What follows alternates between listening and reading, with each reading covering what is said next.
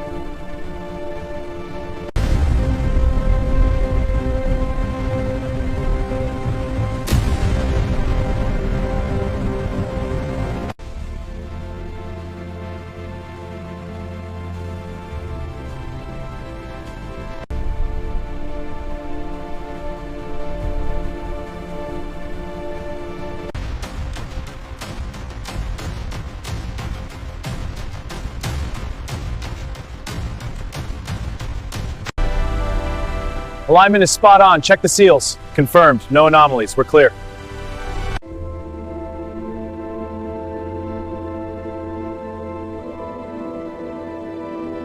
Surface finish on this rotor looks nominal. Agreed. Let's check the torque specs. This bearing assembly is within tolerance. Pressure readings are spiking. Monitor structural integrity. Copy. Telemetry stable. Rerouting power. Confirmed. Systems green. Tracking bogey. Now at vector 7. Roger. Scramble interceptors to engage. Copy. Interceptors are airborne. Formation holding steady on course. Copy. Monitor for anomalies.